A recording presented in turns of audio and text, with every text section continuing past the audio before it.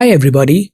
Be a warrior, not a worrier. Today is 4th of November 2022. Let us have a quick discussion of all these important topics.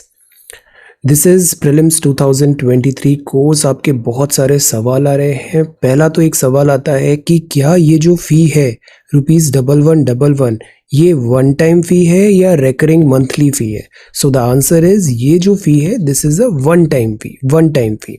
Second question पूछ रहे हो आप कि ये recorded classes होती है या लाइव क्लासेस होती है। सो ये लाइव क्लासेस होती है। लाइव क्लासेस होती है, ग्रुप में hundreds and hundreds of students होते हैं and live classes live interaction होता है। You can ask your questions doubts real time पे एंड वो सारे डाउट्स एंड क्वेश्चंस वहां पर रिजॉल्व होते हैं during the live classes. Validity का एक सवाल आ रहा है, तो वैलिडिटी है 28 of May 2023 because we are targeting exam. हमारा एग्जाम प्रीलिम्स का एग्जाम है सिविल सर्विसेज का 28 मई 2023। सो ये कोर्स 28 ऑफ मई 2023 तक है।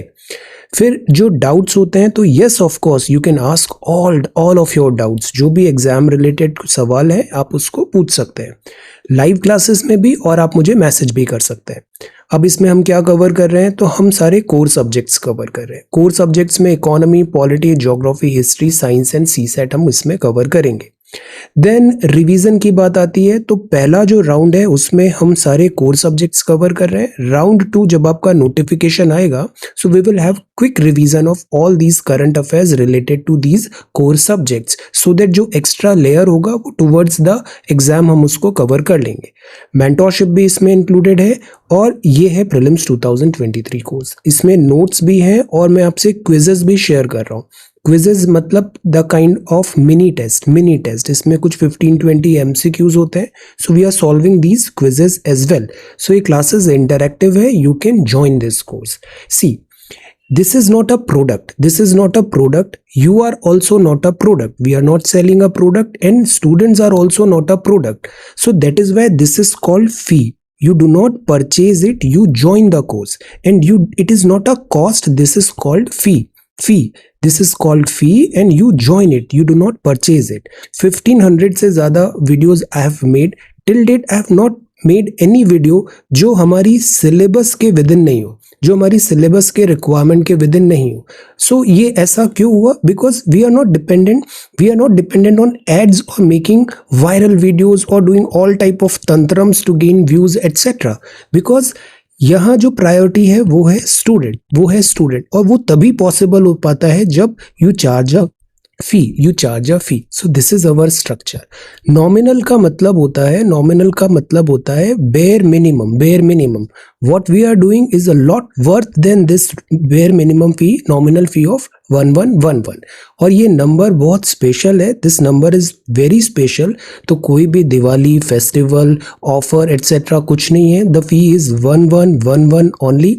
आप अभी ज्वाइन करो या 27 ऑफ मई को ज्वाइन करो, एग्जाम के एक दिन पहले, fee is going to remain the same. This is 1111 only. Okay, so और भी कोई सवाल है तो यू कैन आस्क, मैं उसको फिर आगे इंक्लूड कर दूंगा अपने वीडियोस में। Alright, so this is Telegram quiz. Every day in morning we are having 5 such multiple choice questions, you can join. Then quiz 179 fact based history का सवाल है, who wrote the book first war of Indian independence. The answer is VD Savarkar. Gulamgiri जो है वो लिखा है ज्योतिबा फुले जी ने। Who was the first English president of Indian National Congress? The answer is George Yule. दादा भाई नौरोजी फर्स्ट इंडियन थे जो इलेक्ट हुए थे हाउस ऑफ कॉमन्स में। पायोनियर ऑफ इकोनॉमिक नेशनलिज्म माना जाता है RC दत्त साहब को। आज के सवाल है, Who found the Swaraj party और ये कब बनी थी, किस साल में बनी थी? When did Mahatma Gandhi ji return from South Africa to India? Third question है, who wrote the play Neel Darpan which is associated with the indigo revolt of Bengal? Who is known as the father of Indian renaissance?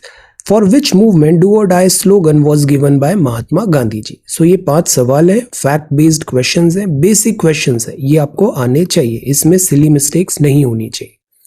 Then similarly vocabulary की बात करते हैं। Divulge का मतलब होता है प्रकट करना, मेक नोन प्राइवेट और सेंसिटिव इंफॉर्मेशन को, डिस्क्लोज करना, रिवील करना। सम्पचुअस है, फूड है, बहुत अच्छा फूड है। Splendid and expensive looking, lavish है, लग्जूरियस है, डिलक्स है। सेसेशन मतलब समापन होता है, and ending termination. Surmise means होता है शंका, suppose that something is true without having evidence to confirm it. Grueling का मतलब होता है भीषण, extremely tiring and demanding. So ये वोकैब वर्ड्स हैं आज के लिए। If you come across any other important word, write down that word along with its meaning in the comment section down below. Then similarly this is CSET. CSET is very important. आज ही से CSET आप gradually पढ़ो, so that जब आपका exam आएगा तब आपको paper 2 के लिए वरी नहीं करना है, सारा टाइम एनर्जी पेपर 1 में लगाना है. So solve these 2 questions every day. This is the first question. This is the second question. Then ये 4th of November है और आज के आंसर राइटिंग का ये सवाल है. Prepare a note on the slums in India. कुछ ही दिन पहले हमने देखा था प्राइम मिनिस्टर साहब ने स्लम ड्वेलर्स के लिए रेसिडेंशियल फ्लैट्स अलॉट हुए. तो ये जो स्लम का कल्चर है ये क्यों बनता है, इसके पॉलिटिकल रीजन क्या है, एडमिनिस्ट्रेटिव रीजन क्या है, इकोनॉमिक रीजन क्या है, सोसाइटी रीजन क्या है, एथिकल रीजन क्या है, देन इसके अलावा हिस्टोरिकल रीजन क्या है. ऐसे अलग अलग एस्पेक्ट्स को ढूंढिए. Prepare a note on the slums in India. और फिर इससे एसोसिएटेड चैलेंजेस क्या आते हैं, हम स्लम्स का क्या सॉल्यूशन होना चाहिए, root causes behind the spread of slums क्या है, और कुछ इनोवेटिव मेजर्स भी बताइए for their betterment. This is a very important question. इससे सवाल आएगा. Prepare this question. आप सारे रिसोर्सेज देखो, अपनी बुक्स देखो, इंटरनेट को डिग करो, best to best answer prepare करो, फ्रेम करो, स्ट्रक्चर करो और लिखो और उसको सबमिट कर दो इस वेबसाइट पे. ऑलराइट, बहुत सारे सबमिशंस आते हैं. आप पीयर लर्निंग भी करो, एक दूसरे की कॉपी से सीखो. This is a very good platform. इसको बहुत अच्छे से यूटिलाइज करिए आप. Now this is social media. This is social media और हमारा रेफरेंस मटेरियल है द हिंदू. पहले हम द हिंदू कवर करते हैं, देन हम कुछ नोट्स भी देखेंगे और फिर towards the end of this video we will discuss your submissions. तो पहला जो न्यूज है, सोशल मीडिया अपडेट है, वो है शकुंतला देवी जी के बारे में. Remembering the mathematical genius Shakuntala Devi ji. आपकी बर्थ एनिवर्सरी है 4th नवंबर. आपको मैथमेटिक ह्यूमन कैलकुलेटर बोला जाता था, human calculator. So see, maths is so good, maths is so good. और इसमें कोई जेंडर स्टीरियोटाइप भी नहीं करना है. सी, शकुंतला देवी जी की मैथ्स कितनी अच्छी थी, तो मैथ्स जेंडर न्यूट्रल होता है. Remembering the mathematical genius. Okay, अब जो नेक्स्ट है वो है देश में क्रांति की ज्वाला फैलाने वाले सर्वप्रथम क्रांतिकारियों में से एक हैं वासुदेव बलवंत फड़के जी. ब्रिटिश हुकूमत के विरुद्ध उन्होंने लोगों को संगठित कर गुरिल्ला वॉरफेयर छेड़ा और देश की आज़ादी के संघर्ष के लिए प्रेरित किया. तो आप हैं वासुदेव बलवंत फड़के. आज़ादी के लिए सशस्त्र संघर्ष की शुरुआत करने वाले आप पहले क्रांतिकारी हैं. ये नेशनल ग्रीन ट्राइब्यूनल है. ट्राइब्यूनल क्या होता है, ये कोर्ट्स होती है जो पर्टिकुलर टाइप ऑफ केसेस को एड्रेस करती है. एनजीटी 18 अक्टूबर 2010 में बना था, एनजीटी एक्ट 2010 के अंदर. इसका पर्पस है effective and expeditious disposal of cases relating to environment protection, conservation of forest, natural resources etcetera, legal right relating to environment and giving relief. जितने भी एनवायरनमेंट रिलेटेड अगर कोई वायलेशन हुआ है या फिर रिवर बेड से कुछ माइनिंग हुआ है, सैंड माइनिंग हुआ है, ये सारे केसेस एनजीटी के पास आते हैं. यहाँ कंपनसेशन देने का भी प्राविधान है. Damage for person and property for matters connected therewith or incidental देयरटू. तो ये होता है नेशनल ग्रीन ट्राइब्यूनल. आप ये बताओ, एनजीटी क्या नेचुरल जस्टिस दे सकता है या उसको सीआरपीसी से बाध्य होना पड़ता है? आंसर ये है judicious use of resources, J for judicious. Gandhi ji ने क्या तलिस्मान दिया था? Minimalism. Minimalism is a very good philosophy. जितना जरूरत है उतना करना है, not because of greed but because of need. So our choices should be dictated by need, not because of greed. So follow Gandhiji's talisman and its philosophy of minimalism. Do not extract more than the carrying capacity. Don't waste away water, food, trash pieces of clothing, footwear, accessories and other articles because greed तो कभी खत्म होता नहीं है. Need के accordingly हमें life को आगे जीना चाहिए. Then this is digital rupee. तो this is RBI ने digital अभी रुपी इशू किया है. Digital rupee. इसको सेंट्रल बैंक डिजिटल करेंसी बोला गया है। तो जैसे नॉर्मल कागज का नोट होता है ना, ये वैसा नहीं होगा, ये डिजिटल फॉर्मेट में होगा। डिजिटल फॉर्म होगा करेंसी नोट्स का, इशूड बाय सेंट्रल बैंक। इससे क्या होगा, जो पेपर हैंडलिंग का बहुत ज़्यादा जो एसोसिएटेड चैलेंजेस आते हैं, पेपर खराब भी हो जाता है, उसको कैरी करना, स्टोर करना, वो सारी चीज़ें यहाँ हम बाईपास कर देंगे। ट्रांजैक्शन बेनिफिट होगा डिजिटल मनी का, ये ईजियर होगा, फास्टर होगा, चीपर होगा। तो ई रुपी, जो डिजिटल ई रुपी है, ये फेज्ड मैनर पे गवर्नमेंट अभी ट्रायल कर रही है और इसका जो वैल्यू होगा वो नॉर्मल रुपी के बराबर ही होगा और कोशिश ये होगा कि कोई डिसरप्शन नहीं करना है फाइनेंशियल सिस्टम में। तो ये होगा digital rupee and this will be directly issued by the Reserve Bank of India, Reserve Bank of India. So this will not be like crypto currency. Crypto currency जो private based है उसकी तरह नहीं है। This currency is backed by this central government, RBI. ये हैं Rakesh Sharma ji. How many days did Rakesh Sharma spent on the space station? This, कितने दिन तक आप स्पेस में गए थे, कितने दिन आपने स्पेस स्टेशन में स्पेंड किया है। सो ये तो हो गया हमारा क्विक सोशल मीडिया अपडेट। अब हम आते हैं न्यूज़पेपर में। तो न्यूज़पेपर में जो फर्स्ट न्यूज़ है वो है Netanyahu and allies win Israel election. तो इजराइल में वापस चुनाव हुए और इस बार स्टेबल गवर्नमेंट नजर आ रही है। Let us see. Nagaland set to begin first bird count. Amur falcon यहाँ पे आता है, उसका conservation. School enrolment has decline, not good, pandemic के कारण। And this is political news and cricket news. Bypolls क्या होते हैं, कैन यू टेल? बायपोल्स क्या होते हैं? जैसे एक लोकसभा होता है, चुनाव तो हो गया, अब नेक्स्ट चुनाव आएगा, बट ये जो बायपोल्स होते हैं ये इन बिटवीन आते हैं। So what is meaning of this term? What is the meaning of this term bipoles? Then this is again not good because unstable Pakistan is very very dangerous. Instability in Pakistan is not good क्योंकि ये instability all type of difficulties लाती है और फिर उसका spill over effect नजर आता है हमारे कंट्री में। पाकिस्तान के साथ सबसे बड़ी प्रॉब्लम ये रहती है कि यहाँ डेमोक्रेसी तो है बट ये डेमोक्रेसी स्टेबल नहीं रहती है। ये डेमोक्रेसी स्टेबल नहीं रहती। लास्ट 75 ईयर्स का आप हिस्ट्री उठा के देखो यहाँ पर, और द वे जो डेमोक्रेटिकली इलेक्टेड लीडर्स होते हैं या तो उनका निष्कासन होता है या फिर अटैक्स होते हैं। तो this is again a big cause of worry. Pakistan में स्टेबिलिटी जरूरी है, अदरवाइज अभी ये FATF से बाहर निकला था, सिविल वॉर जैसी सिचुएशन होती है। टेररिज्म का यहाँ एक बहुत बड़ा ब्रीडिंग ग्राउंड है और ये चीज़ बहुत बड़ी डिफिकल्टी क्रिएट करती है, not only India but world के लिए भी। सो स्टेबल पाकिस्तान होना पूरे वर्ल्ड के इंटरेस्ट में है। Stability has to be there. Then festive beats, तो ये है इन सिंक। ये गारो ट्राइबल कम्युनिटी है, वंगाला डांस कर रहे हैं। ये कौन सा डांस कर रहे हैं? Wangala dance. The rising sun water fest 2022। तो बैंक है Umiam lake in Meghalaya. Umiam lake in Meghalaya. Meghalaya is very beautiful. ये ऑर्गेनाइज्ड है by Eastern Command aquatics node में। तो मेघालय में गारो, खासी, जैंतिया और गारो ट्राइबल कम्युनिटी है और ये डांस कर रही है Wangala dance, the rising sun. Gold mushroom combo to ease drug delivery. Gold mushroom combo to ease drug delivery. तो एक ऐसा अभी यहाँ पे वर्क हुआ है कि मेडिसिन में soon have traces of this gold powder super mushroom बनाया है। Let us see, nano particles यहाँ से डिराइव हुए। Let us see. Then this is again very problematic. Entry of drugs prohibited as Delhi becomes country's most polluted city. Choke chamber बन गया है और classes भी ऑफ हो गई है। दिस जो स्कूल्स हैं बंद हो गए हैं। GRAP graded response action plan में अब सीवियर जो स्टेप्स है वो लेने का यहाँ पे टाइम आ गया है, सीवियर कैटेगरी। मेजॉरिटी जो रीजन है पॉल्यूशन इतना होने का वो है पराली का जलाना, स्टबल का बर्निंग। तो ये प्रॉब्लम सॉल्व करना बहुत ज़रूरी है। लास्ट टाइम हमने देखा था स्टबल बर्निंग के लिए पूसा ने बायोडिकम्पोजर जैसे इनोवेटिव सॉल्यूशंस भी दिए थे। स्टिल प्रॉब्लम ग्राउंड लेवल पे सॉल्व होता नज़र नहीं आया है इस साल भी। इस साल बम्पर प्रोडक्शन भी हुआ है। तो क्या जो क्रॉपिंग पैटर्न है उसको चेंज किया जाए या फिर किस तरीके से इस बर्निंग को स्टॉप किया जाए, बिकॉज बर्निंग को जस्टिफाई करना बहुत डिफिकल्ट है। Burning, stubble burning. Land pooling, तो अब GRAP भी होगा। तो अब इसमें जैसे डीजल व्हीकल्स बंद हो जाएंगे, कार पूलिंग हो जाएगा, ऑड इवन सिचुएशन चालू हो जाएगी, ये होगा। इसको बोलते हैं this stubble burning.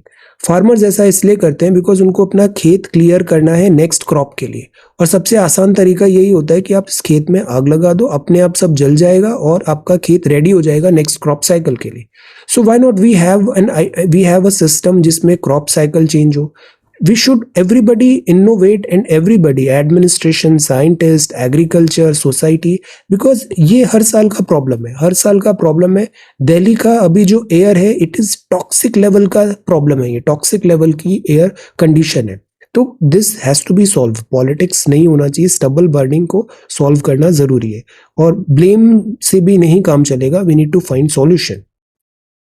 Rural physician and travel photographer है, पैंडेमिक है, और ये है रीसेट टू सैटेलाइट।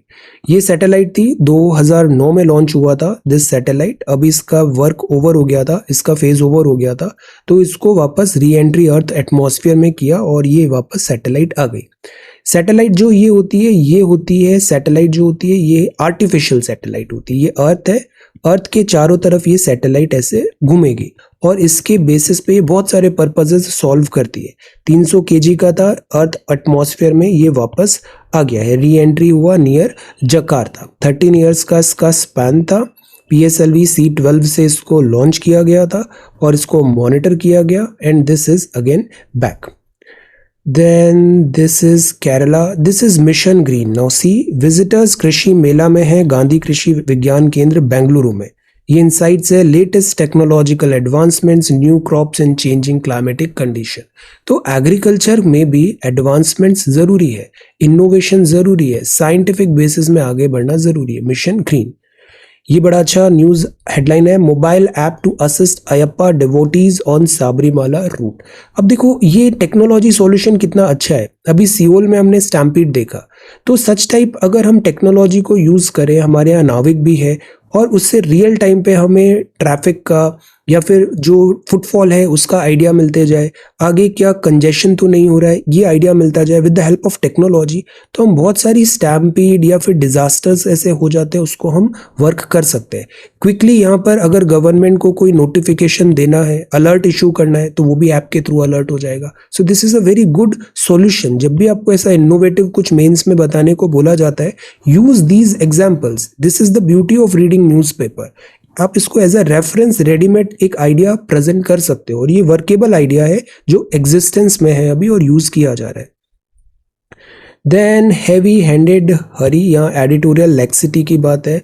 न्यूज़ जो होती है, न्यूज़ में सबसे इंपॉर्टेंट चीज़ होती है आप उसको ओपिनियनेटेड नहीं बनाओ, आप उसको कलर्ड नहीं बनाओ, जो जैसा है उसको वैसा ही प्रेजेंट करने की कोशिश करो।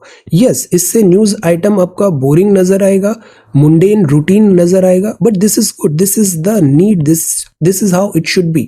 फॉर एग्जाम्पल NCERT के वीडियोस भी हमने देखा, NCERT ऑलरेडी बहुत बहुत सिंपल लैंग्वेजेस में लिखी गई है, सिंपल लैंग्वेज में लिखी है, वर्ड्स बहुत ईजी है, और वो बच्चों के लिए लिखी है, स्कूल स्टूडेंट्स के लिए लिखी है।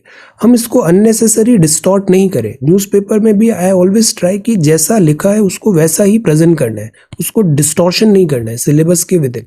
तो आज की डेट में जो न्यूज़ मीडिया है, न्यूज़ मीडिया में भी फैक्ट चेक ज़रूरी होता है, अकाउंटेबिलिटी ज़रूरी होती है, और this coloured propaganda etcetera should not be there. The right and worse, ये इजराइल में इलेक्शन हुआ है, बेंजामिन नेतन्याहू अपोजिशन में 17 मंथ्स में थे, अभी वापस वो दिस पावर में आ रहे हैं। Then China 20th party congress over the road ahead. अब यहाँ पर बहुत ज़्यादा स्पेकुलेशन नहीं करना चाहिए। अगर हम देखें तो अभी मिस्टर शी जिनपिंग का ऑफिशियल अभी जो गुजरात डिजास्टर हुआ तो उसमें कॉन्डोलेंस मैसेज आया, बट उससे पहले शी जिनपिंग का अभी जैसे थर्ड टाइम वो वापस हेड बने हैं, वहाँ पे जो रिलेशंस इंडिया के साथ हैं पिछले कुछ टाइम पे वो थोड़े फ्रॉस्टी रहे। इसको आगे मैं OBOR में भी बताता हूँ, फ्रॉस्टी रहे। तो द आइडिया इज अभी स्पेकुलेशन नहीं करना चाहिए, let us wait and watch, क्योंकि शी जिनपिंग डॉक्ट्राइन जो है वो definitely the way Xi Jinping doctrine में मिस्टर शी जिनपिंग को जिस तरीके से प्रोजेक्ट किया जा रहा है, tallest leader of this Communist Party of China, tallest leader in the rank of like say Mao Zedong etcetera.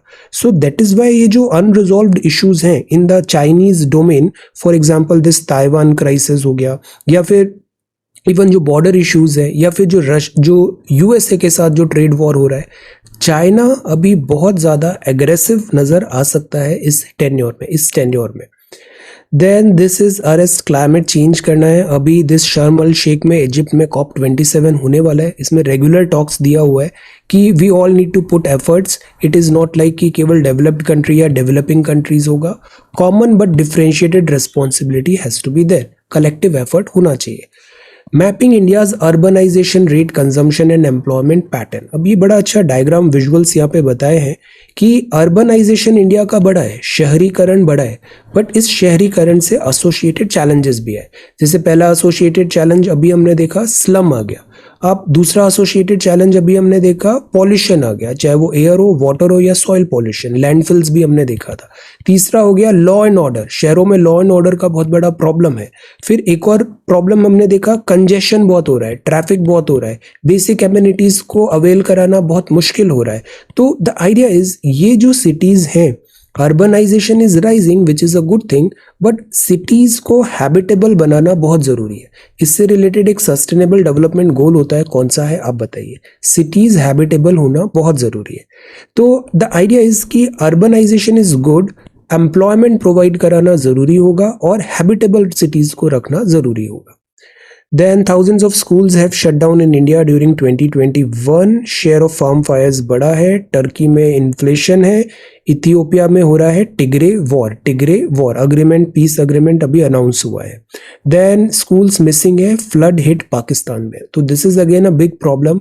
Schooling नहीं होता है तो फॉर्मल एजुकेशन नहीं मिलता। फॉर्मल एजुकेशन नहीं मिलता तो इलिटरेसी ज़्यादा होता है। इलिटरेसी ज़्यादा होता है तो रेडिकलाइजेशन और दूसरे रिलेटेड एसोसिएटेड चैलेंजेस भी आते हैं। So that is why formal education जो बच्चों का दिस ग्रोइंग एज है वो स्कूल में होना चाहिए। स्कूल में proper modern education has to be there. But because of this flood या कभी टेररिज्म या वॉर लाइक सिचुएशन, तो ये डिफिकल्टी पाकिस्तान में देखने को मिलती है। Then this is know your English. Know your English में जैसे ये वर्ड है लूट, ये जो वर्ड है ना, ये इंग्लिश वर्ड है, बट इसका ओरिजिन इंग्लिश नहीं है। इसका ओरिजिन है संस्कृत वर्ड में, हिंदी वर्ड में। एक्चुअली अगर हम देखें तो Sanskrit is a very old language. बहुत सारे जो वर्ड्स हैं वो फॉरेन लैंग्वेजेस के आप देखना वो हिंदी या संस्कृत के रूट वर्ड से डिराइव्ड है। तो जैसे संस्कृत का वर्ड है, इससे जो स्पॉइल्स है ये इंग्लिश में इस टाइप से ये वर्ड आया है, looting etcetera. Then he's not able to make half the loot he used to when he was in Bombay.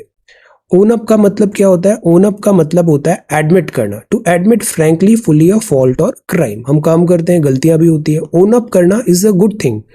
तो he owned up his mistake. I am surprise that no one is prepare to own up to the theft of the clock. तो this is own up. Then this is called chassis. ये जो word होता है ना, जैसे bike हो गया, car हो गया, इसका एक मेटल फ्रेम होता है जो उसका बैकग्राउंड फाउंडेशन बनाता है। तो दिस इज कॉल्ड शसी। और प्लूरल इसका हो जाता है chassis. This is spelled CHASSIS। Okay, major skeleton है दिस व्हीकल का। एक्सपेंडेबल होता है, एक मूवी भी आया था। एक्सपेंडेबल का मतलब होता है कि वो लाइक सेक्रीफाइस करने के लिए जा रहे हैं, जैसे सोल्जर्स एटसेट्रा। एक्सपेंडेबल मतलब that may be sacrifice to achieve some end. End is more important और बीच में जो मीन्स है वो सेक्रीफाइस हो सकते हैं। Then this is word of the day, inveigle. इसका मतलब है influence by gentle, urging, flattering, tempt, lure, entice, convince कर रहे हैं यहाँ पर। तो this is this word. Okay, then next is India will insist on action clear framework at COP27। तो अभी लास्ट ईयर जैसे हमने देखा था पंचामृत, जो प्राइम मिनिस्टर साहब ने ग्लासगो में बताया था, इस शर्म दिस इवेंट को हम फिर से देखेंगे, शर्म अल शेख इजिप्ट की इवेंट को, और यहाँ जो डेवलपमेंट होता है we will see.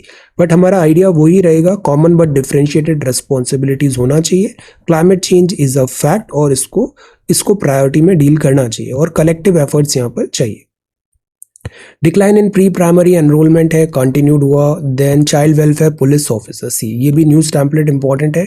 Child welfare police officer a must in all police station. Police में अगर जुवेनाइल का कोई केस आ रहा है तो एक डेडिकेटेड वहां पर दिस स्टाफ होना चाहिए, चाइल्ड वेलफेयर पुलिस ऑफिसर। ये अमूर फाल्कन है, नागालैंड में ये माइग्रेटरी बर्ड्स आती है, अक्सर इनका शिकार भी होता है, बट अब अवेयरनेस एंड लॉज के थ्रू इसको स्टॉप किया जा रहा है।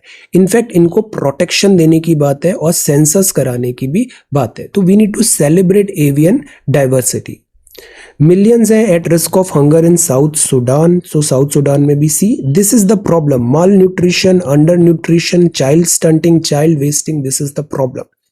North Korea keeps up its missile barrage with launch of ICBM. Multiple fires है यहाँ पे. Mount Kilimanjaro कहाँ है? तंजानिया, अफ्रीका में. Mount Kilimanjaro mapping is important. Then wealthy nations fail to provide pledged $100 billion in climate funds. Now this is the problem. COP में भी हम यही बात करते हैं कि actually climate change is not easy. इसके लिए पैसों की जरूरत पड़ेगी. और ये जो डेवलप्ड कंट्रीज हैं, सो कॉल्ड डेवलप्ड कंट्रीज, ये डेवलप्ड कैसे हुए? इंडस्ट्रियल रिवॉल्यूशन से हुए. तो द आइडिया इज इनकी रिस्पॉन्सिबिलिटी ज्यादा है. They need to provide money, financial assistance, so that clean energy, green energy की तरफ ट्रांजिशन हो पाए. तो ये $100 बिलियन का एक फंड बनाने की बात हुई थी और अभी तक इसमें पैसे ज्यादा नहीं आए हैं. Then this is Palestine, Russia warns UK, Netanyahu, Italy, far-right Prime Minister Meloni, and this is October services PMI signal में अपटिक हुआ. PMI सिग्नल सबसे अच्छा इंडिकेटर होता है बिकॉज ये इंडिकेटर बताता है बिजनेस क्या परचेज कर रहा है. फॉर एग्जाम्पल मारुति कार है.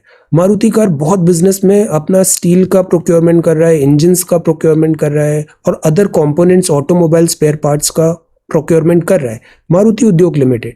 सो व्हाट डज दैट मीन? ये जो डिसीजन होगा, ऑब्वियसली बिजनेस कर रहे हैं तो स्मार्ट डिसीजन ही करेंगे. दे आर सीइंग की bright economy ahead, they are seeing good sales ahead, that is why they are purchasing more of this spare parts and raw material. So अगर हम इनके सारे मारुति जैसे जितने भी बिजनेसेस हैं, सबका जो परचेजिंग मैनेजर है उससे हमने एक आइडिया ले लिया कि वो परचेजिंग कर रहे हैं या नहीं कर रहे हैं, परचेजिंग स्लो कर रहे हैं. अगर वो ज्यादा परचेजिंग कर रहे हैं तो एक इंडेक्स बनाते हैं, वो 50 से ज्यादा आएगा तो वो होगा PMI. अगर ज्यादा परचेजिंग हो रही है मतलब हम ऑप्टिमिस्टिक हो रहे हैं, ब्राइट इकोनॉमी के चांसेस है अहेड.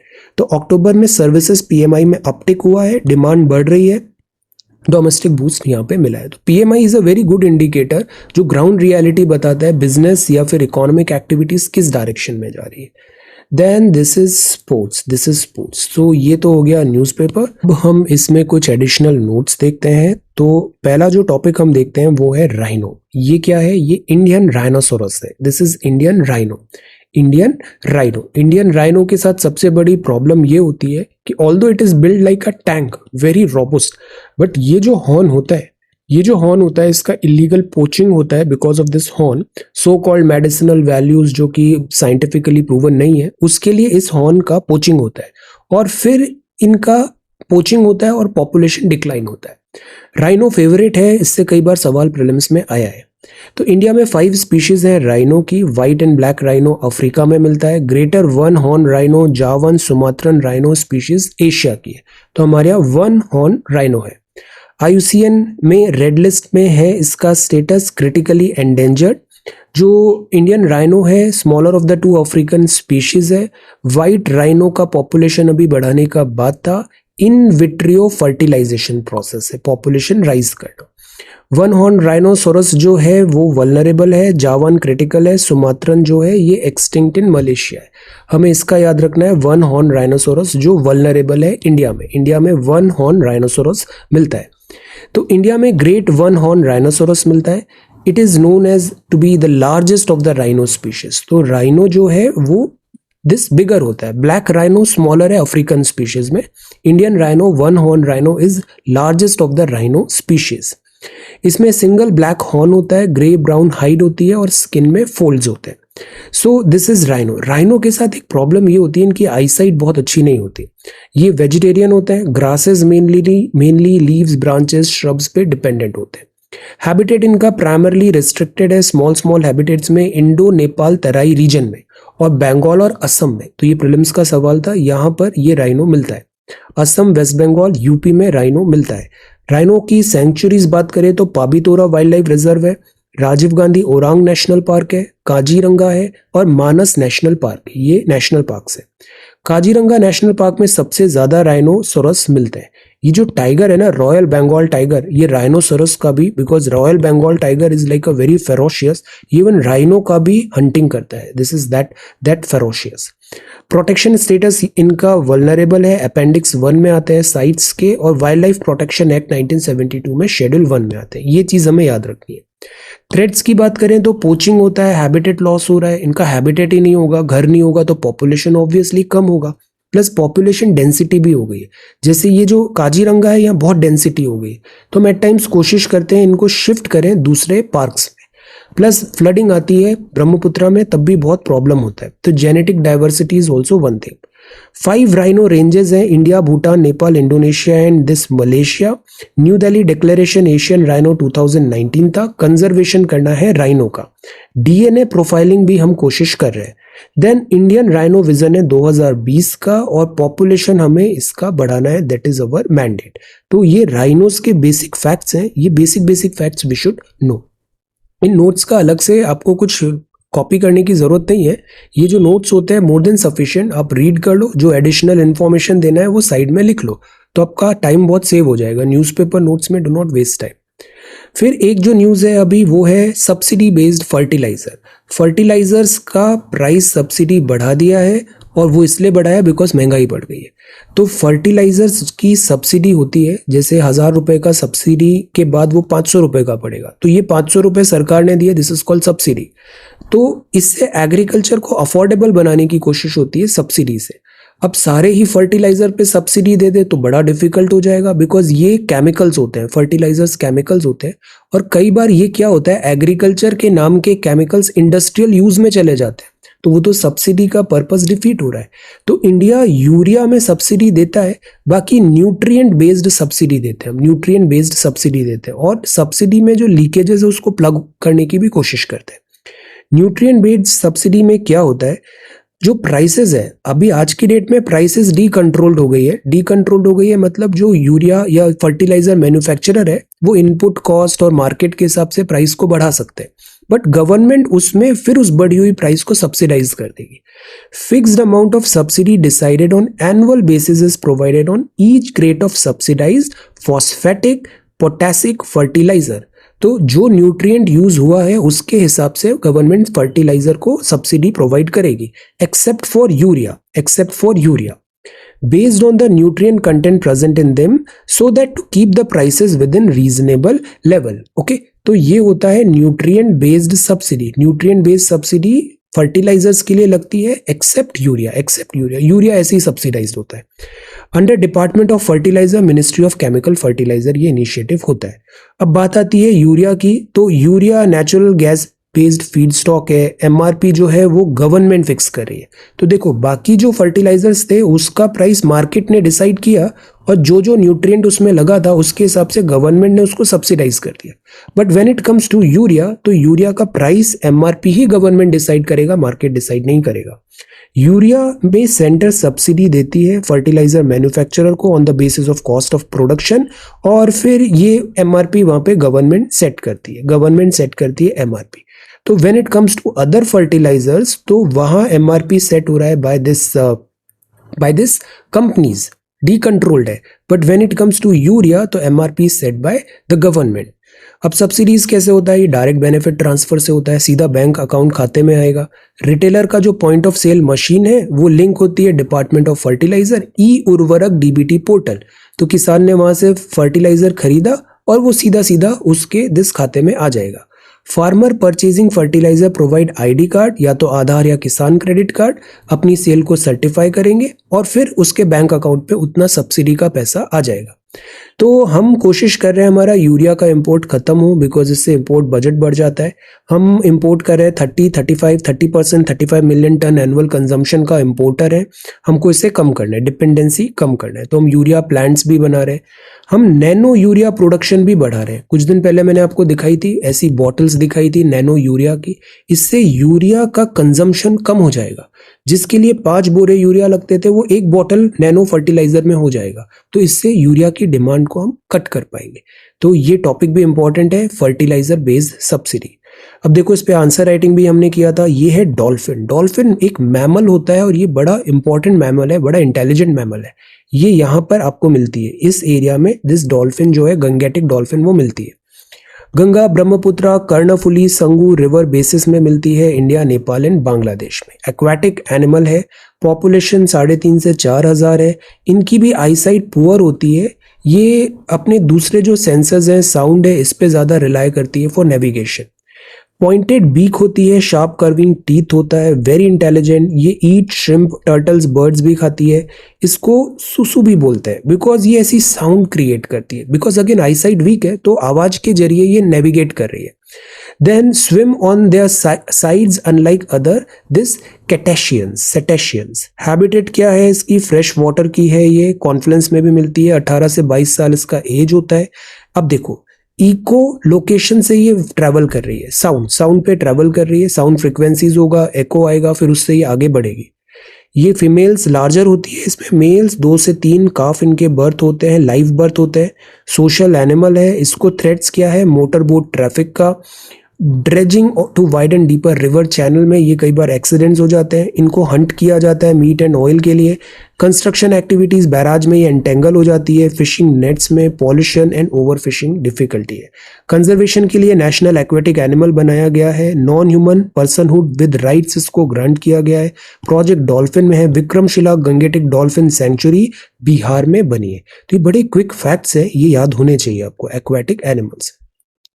अभी बात चल रही थी डिस्क्वालिफिकेशन की। तो डिस्क्वालिफिकेशन की स्टोरी ये है कि अगर कोई अगर लेजिस्लेटर अगर कानूनी कन्विक्टेड हो गया है तो वो डिस्क्वालीफाई हो जाएगा, बिकॉज पॉलिटिक्स को हमें क्लीन रखना है। सेक्शन 8 है आरपीआई 1951 का। इसमें प्रोविजन है डीक्रिमिनलाइज इलेक्टोरल पॉलिटिक्स का। इसमें 2 कैटेगरी ऑफ क्रिमिनल केसेस आते हैं। ऑफेंसेस जो हैं, अगर 6 साल से ज्यादा का कोई आपको सजा मिला है तो आप डिस्क्वालीफाई हो जाओगे। If the punishment is a fine, the 6-year period will run from the date of the conviction. जिस दिन गुनाह सिद्ध हुआ उस दिन से 6 साल तक के लिए आप डिस्क्वालीफाई हो जाओगे। Disqualification begin on the date of conviction. अगर प्रिजन सेंटेंस है और 6 साल तक उसको जेल में रहना पड़ेगा, तब तक वो चुनाव नहीं लड़ पाएंगे। तो ये तो पहला केस हुआ। पर कुछ ऐसे केसेस होते हैं जिसमें कॉन्विक्शन हुआ है but they are not that serious in nature, वहां पे नहीं होगा। Separate category of criminal provisions हैं जिसमें mere conviction will not entail disqualification. जैसे जिसमें 2 साल से कम की सजा है तो वहां पर ऐसा 6 साल वाला डिस्क्वालिफिकेशन नहीं चलेगा। ये डिस्क्वालिफिकेशन रिमूव भी हो सकता है। सुप्रीम कोर्ट में चैलेंज किया तो वह कॉन्विक्शन जो है उसमें जो कई बार जो टाइम पीरियड है 6 साल का वो भी कम कर दिया जाता है। तो इसके लिए अपील भी हो सकता है। पावर ऑफ इलेक्शन कमीशन होता है section 11 of the act RPA में। ईसी में record reasons and either remove reduce the period of persons disqualification. तो यहाँ पे ये जो डिस्क्वालीफाई किया था ये कोर्ट ने नहीं किया था, डिस्क्वालीफाई किया था ईसी ने।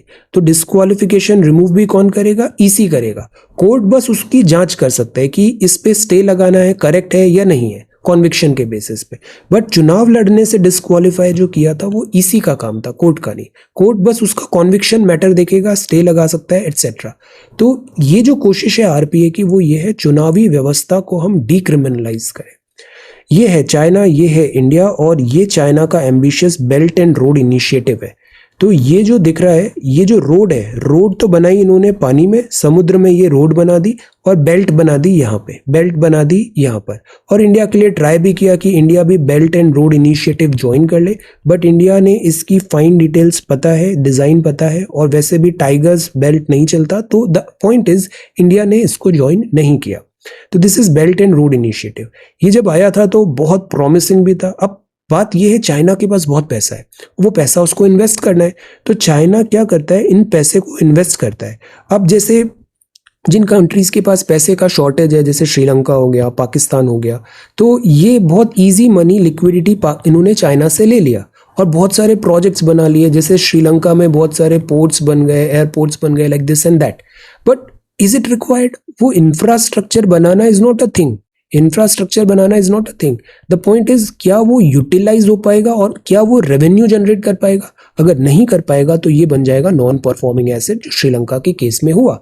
और फिर जो उधार लिया है वो आप चुका नहीं पाओगे, तो फिर आप अपनी सोवरेनिटी लूज कर दोगे। सो this is a kind of नए टाइप का कोलोनाइजेशन। जितने भी ये लेस डेवलप्ड या फिर स्मॉलर कंट्रीज हैं जिनको पैसे की जरूरत है, उनको पैसे के दम पे उनकी सोवरेनिटी परचेज की जा रही है। तो this was one sinister plan. Second जो इसमें एंगल था, जैसे क्या होता है, सर्कुलेशन ऑफ इकोनॉमी करना पड़ता है, मनी। यहाँ अगर कोई प्रोजेक्ट बन रहा है, जैसे सीपैक है, सीपैक में ये जो प्रोजेक्ट बना, सीपैक इज इलीगल, सीपैक में जो भी प्रोजेक्ट बन रहा है रोड्स के आसपास जो भी बन रहा है, उसका कॉन्ट्रैक्ट किसके पास जा रहा है? कॉन्ट्रैक्ट जा रहा है अगेन चाइनीज कंपनीज के पास। तो सारा पैसा जो इधर गया वो घूम फिर के वापस चाइना में ही आ रहा है, चाइना में भी आ रहा है। तो this thing we need to understand. For example, Afghanistan war हुआ, अफगानिस्तान वॉर में यूएसए ने ट्रिलियंस ऑफ डॉलर्स इन्वेस्ट किए, बट अगर आप फाइन डिटेल्स देखो तो ये जो ट्रिलियंस ऑफ डॉलर्स थे ये अगेन यूएस कॉन्ट्रैक्टर्स के पास गए। तो अफगानिस्तान तो एक मोहरा था, ये पूरा बन के वापस पैसा घूम के मल्टीप्लाई होके यूएसए में चला गया। तो यूएसए ने वॉर लूज नहीं किया। सिमिलरली यूक्रेन में भी वॉर हो रहा है, वेपन इंडस्ट्री एक बहुत बड़ा इंडस्ट्री होता है, तो who is paying the price? Ukrainians are paying the price. But यहाँ एक दिस जो गेम जियो पॉलिटिक्स का चल रहा है, that we need to understand, geo economics भी। तो similar was the case with this BRI. तो ऑब्वियसली बीआरआई को फेल होना था, और BRI is not a success. Sri Lanka and then even Pakistan में भी इट्स नॉट अ सक्सेस। अब ये जो था बीआरआई, अब बीआरआई में इंडिया के कंसर्न क्या है? एक तो जो सीपैक है, चाइना पाकिस्तान इकोनॉमिक कॉरिडोर, वो इलीगल है बिकॉज वो इंडियन टेरिटोरी से पास हो रहा है, तो it is completely illegal. This is a violation of Indian sovereignty. तो this is also one thing. Then इसमें एक्सप्लॉयटेशन ऑफ नेचुरल रिसोर्सेज है। चाइना का ये टेंडेंसी भी रहा है कि वो एक्सप्लॉयटेशन ज़्यादा हो रहा है, नेचर के साथ सिंक नहीं है। तो इसका अगेन जो कॉस्ट है वो आपको पे करना पड़ेगा। फॉर एग्जांपल, हिमालयन टेरिटोरी में इंडस में ये जो डैम्स वगैरह बन रहे हैं, इससे स्ट्रेन आएगा इस पूरे बेसिन में। सिक्योरिटी के कंसर्न्स हैं, चाइना की एक्टिविटी इंडियन ओशन रीजन में बहुत बढ़ गई है और ये भी हमारे लिए एक चैलेंज बन रहा है। International convention at times follow नहीं हो रही है। ग्वादर पोर्ट बनाया सीपैक ने। चाइना को actually Pakistan is just a मोहरा, पाकिस्तान इज जस्ट अ मोहरा। चाइना को चाहिए एक्सेस इस अरेबियन सी का, बिकॉज ऑयल सप्लाई के लिए प्रॉक्सिमिटी चाहिए इस गल्फ कंट्रीज के साथ। सो वाया चाइना इस पाकिस्तान के थ्रू, ग्वादर पोर्ट के थ्रू ये अचीव करने की कोशिश कर रहा है। तो यहाँ चाइना का इंटरेस्ट हो गया, पाकिस्तान को क्रंच रहता है पैसों का, तो पाकिस्तान का भी इंटरेस्ट यहाँ पे हो गया। तो मेजॉरिटी ऑफ जो ट्रांसपोर्ट है वो स्ट्रेट ऑफ हॉर्मुज से है, ईरान, पाकिस्तान और दिस ईरान, इवन ईरान के थ्रू भी चाइना वांट्स दिस एक्सेस। तो the idea is middle east में भी अगर कोई कॉन्फ्लिक्ट होता है, एनर्जी सिक्योरिटी का चैलेंज आ सकता है, पाकिस्तान के साथ भी थ्रेट है, काराकोरम हाईवेज है, यहाँ पर अब क्विकली डिप्लॉयमेंट हो रहा है ट्रूप्स का, तो this is a problem. Then military infrastructure जिस स्केल में बन रहा है इस पूरे जोन में, तो दिस सीपैक जो इलीगल है, this is a cause of worry. तो ये है belt and road initiative. Alright, तो ये नोट्स हो गए, न्यूज़पेपर हो गए, है ना। This format is good. अब हम आपका आंसर राइटिंग भी कर सकते हैं। सी, इसके लिए जो हम डिस्कस कर रहे हैं ना, इस एक वीडियो की जगह हम 10 वीडियो बना सकते हैं, इतना कंटेंट होता है अपने पास। बट द आइडिया इज कि ऐसा नहीं हो कि हम केवल वीडियोज ही वीडियोज देखते जा रहे हैं। सो द आइडिया इज कि एक ही वीडियो में आपको सब जो रिक्वायरमेंट है एग्जाम पॉइंट ऑफ व्यू से वो मिल जाए। ये हमारा वे फॉरवर्ड होता है। अब आंसर राइटिंग बहुत जरूरी होता है। अब हमने इंडियन कॉन्स्टिट्यूशन पढ़ा, अमेंडमेंट अच्छे से पढ़ लिया, अब इसको लिख के बताओ। जब आप लिख के बताओगे तो आपको समझ में आएगा लिखना क्यों जरूरी है। Prepare a note on the constitutional amendment, और दूसरा था सरदार वल्लभ भाई पटेल जी का इंटीग्रेशन में क्या कॉन्ट्रीब्यूशन रहा। ये दोनों फेवरेट क्वेश्चंस है, इससे सवाल आएंगे। Abhay is doing really good. See, constitutional amendment क्या है, look at the procedure, approach. पहले बता दिया कॉन्स्टिट्यूशनल अमेंडमेंट क्या होता है, 1 2। प्रोसीजर क्या होता है, ये प्रोसीजर होता है। टाइप्स ऑफ अमेंडमेंट क्या होता है, ये होता है। Constitutional amendment this, majority this, criticism this. So this is a very good approach to the point, very nice. Sardar Vallabh Bhai Patel जी के बारे में भी बताया। तो हमें ये सीखना है, इस तरीके का थॉट प्रोसेस सीखना है हमें, ओके। और इसमें थोड़ा और एलैबोरेट करना है, इसमें और पॉइंट्स यहाँ पे ऐड करो। ये इंटीग्रेशन में जो था बहुत ज़्यादा एफर्ट्स थे, और यहाँ पे भी कोई नए अमेंडमेंट्स रिलेटेड चैलेंजेस, क्या वो रिव्यू भी हो सकता है, add those layers as well. Shagufta, you are again doing really good, very sincere and very disciplined, very systematic. See, constitutional amendment बताया, types of amendment बताया। तो देखो हमने चैप्टर भी पढ़ लिया, उसको लिख भी लिया, चैप्टर याद हो गया। देन वल्लभ भाई पटेल जी, रश्मि आप भी बहुत अच्छा कर रहे हो। 1 2 3 पॉइंट्स लगाओ यहाँ पे, उससे क्या काउंटिंग होती है, 1 2 3 4 5, जैसे ABC किया 1 2 3 4 वेरी गुड। ये सारे पॉइंट्स बताए। हेडिंग सब हेडिंग यूज करना है, हेडिंग सब हेडिंग। कॉन्स्टिट्यूशनल अमेंडमेंट के बारे में बताया, फैक्ट्स हैं, मेजॉरिटी, वेरी गुड। तो समराइज करना इज ऑल्सो वन आर्ट, कि आपको 100 वर्ड्स में समराइज करना है, तो सारे इंपॉर्टेंट पॉइंट्स आप लिखोगे। This is also an art, ये सीखना है हमें। Mehul, this is again good. Mehul का कॉपी भी देखो कितना अच्छा होता है। Writing is again good. Points लिखो 1 2 है ना, एरो नहीं करो, पॉइंट्स लिखो, इससे सब नंबर आता है वहाँ पे। Very good. प्रोसीजर बताया, वेरी गुड। हेडिंग सब हेडिंग, अब this flow chart is really nice. Types of amendment, criticism भी आ गया, फैंटास्टिक, बहुत अच्छा कॉपी है, wonderful. Saurabh, this is again good. Saurabh बहुत अच्छे आंसर्स लिखता है। वल्लभ भाई पटेल जी के बारे में बताया, सी नंबर्स लिखो यहाँ पे, वेरी नाइस। सुप्रिया, आप भी बहुत अच्छे आंसर्स लिख रहे हो, this is good. Introduction, writing बहुत सिस्टमेटिक है। प्रोसीजर बताया, प्रेजेंटेशन बताया, वोटिंग, रोल ऑफ प्रेसिडेंट, इसमें और पॉइंट्स लिखो यहाँ पे, और चीज़ों को टच करो अमेंडमेंट से रिलेटेड, और क्या जॉइंट प्रोविजन होता है या नहीं होता है, और जो एक्स्ट्रा बाद में पॉइंट्स आए उसको आप लिखते जाया करो। सो आइडिया ये रहेगा कि आपका एक खुद का हैंड रिटन बहुत अच्छा नोट रेडी रहेगा, एग्जाम रिविजन बहुत अच्छे से होगा आपका। सरदार वल्लभ भाई पटेल, अब देखो Hyderabad, Kashmir, Manipur, very nice. Neetu, this is again good, आपका कॉपी बहुत एग्जॉस्टिव होता है, आप बहुत हार्ड वर्किंग हो, this is really nice. See quotes है, ये जो एडिशनल चीजें हम करते हैं ना इन दी एंड एग्जाम में, यही काम आती है, यही काम आती है, तो दिस इज गुड। अलग से नोट्स नहीं बनाने, आप खुद के नोट्स बना रहे हो, this is a really good thing, खुद के self written hand written notes है, फैंटास्टिक, वेरी गुड। तो ये बहुत अच्छा नोट है, one of the best, very nice. Aarti, this is again good. Constitutional amendment बताया, टू द पॉइंट है। इसके वेरियस जो फाइन है ना, जिससे एमसीक्यूज बन सकता है, जो बुक में हमने पढ़ा था, उन सबको समराइज कर लो यहाँ पे। Vimal, Vimal is again very sincere, very systematic. अब देखो आर्टिकल्स लिखे यहाँ पे, सिंपल मेजोरिटी के cases, see this approach is really good. ये एमसीक्यूज में भी बड़ा काम आएगा, एमसीक्यूज के फैक्ट्स हमारे याद हो गए। देन सरदार वल्लभ भाई पटेल जी के बारे में बताया आपने, गुड, उनका important contribution, wonderful. Ram Naresh, again good. Constitutional amendment क्या है, प्रोसीजर, तो देखो कितना अच्छे से समराइज हो गया हैंड रिटन नोट्स, बस इसी से सवाल आएगा और वो सही हो जाएगा, गुड। सरदार वल्लभ भाई पटेल जी के बारे में बताया, very nice. Priyanka, very exhaustive answers आपके होते हैं। Then part 20, 368, very good. तो इससे क्या हो गया, हमारा टॉपिक भी तैयार हो गया, रिवीजन भी हो गया और सब कंसोलिडेट भी हो गया। अब इसी को बार बार रिवाइज करना है और एमसीक्यूज लगाने हैं हमें। Pooja, this is good. Procedure बताया, types of amendment, simple, special, very nice. Then इसके बाद आपने बताया prepare a note, Sardar Vallabh Bhai Patel जी, इससे भी सवाल आएगा। यूनिटी पे अभी बहुत फोकस चल रहा है। अदिति, बहुत अच्छी कॉपी होती है आपकी, वेरी सिस्टमैटिक, सी सारे पॉइंटर्स आ गए। अब देखो ये अप्रोच देखो, contribution in Indian freedom struggle, this is really good. तो ये एक्स्ट्रा ना हमें अब खुद का इनोवेशन लाना पड़ेगा, इनोवेशन, तो ऐसे ही तो डिफरेंस क्रिएट होता है 1 और 2 मार्क्स का। तो 20 सवाल में 1 और 2 मार्क्स का डिफरेंस होगा तो 40-50 नंबर का डिफरेंस आ जाता है। This all of you learn, this is really good. Aditi का कॉपी बहुत अच्छा होता है। Procedure, then this amendment, very nice, very good. Raj ने भी बहुत अच्छा लिखा है, देखो कितने अच्छे से हेडिंग सब हेडिंग। कॉन्स्टिट्यूशन अमेंडमेंट के बारे में बताया, क्रिटिसिज्म भी हो गया, इसको थोड़ा और एलैबोरेट करते हैं। सरदार वल्लभ भाई पटेल जी के बारे में बताया, Hyderabad, Junagadh, Kashmir, very nice. Shubhangi, again really good, बहुत आप अच्छा कंसाइज नोट्स बना रहे हो, वेरी नाइस। इसी तरीके से आप कंटिन्यू रहो, आप देखना थोड़े टाइम पे आपको अपना बहुत जो नॉलेज लेवल है और जो थ्रेशोल्ड है एग्जाम का बहुत कंफर्टेबल हो जाएगा और सब कनेक्टिंग द डॉट्स होने लग जाएगी। ये थोड़े शुरुआत में थोड़ा स्ट्रगल रहता है, शुरू में थोड़ा ज़्यादा मेहनत करनी पड़ती है, but after 2-3 months you will realise कि रिपीट हो रही है चीज़ें, सब इंटरकनेक्ट हो रही है और तब हमारा बहुत तेज़ी से लर्निंग ग्राफ अप जाता है। Very nice. सरदार वल्लभ भाई पटेल जी, आपके जो फाउंडेशन है वो बहुत स्ट्रांग है, hand writing, approach, everything is really good, कोई डिफिकल्टी नहीं आएगी। See, and you are very hard working and sincere as well, तो you are going to do really good. Suman, this is really good. See, Suman का copy भी देखो कितना neat and clean होता है, सारे पॉइंटर्स लिखे, ऐसे पॉइंट्स लिखने चाहिए 1 2 3 4 लाइक दैट, क्वांटिफाई होती है चीजें।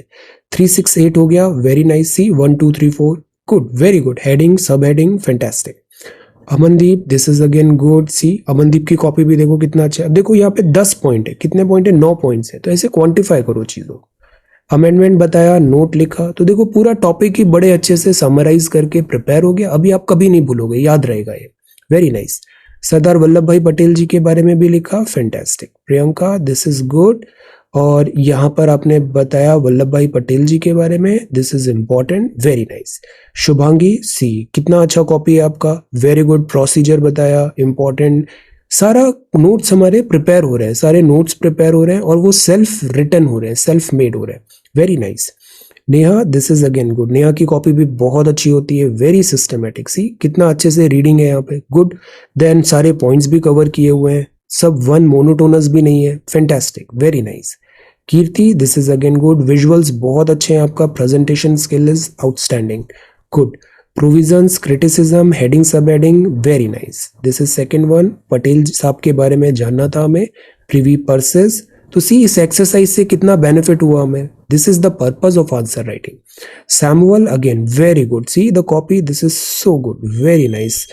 टाइप्स ऑफ अमेंडमेंट्स बताए आपने, very good. Criticism, good, very nice. So इस तरीके से सबको आंसर राइटिंग करना है। You can visit this website, the address is srajanindia.1. All right, so thank you so much for watching this video. Take care, study well and be safe.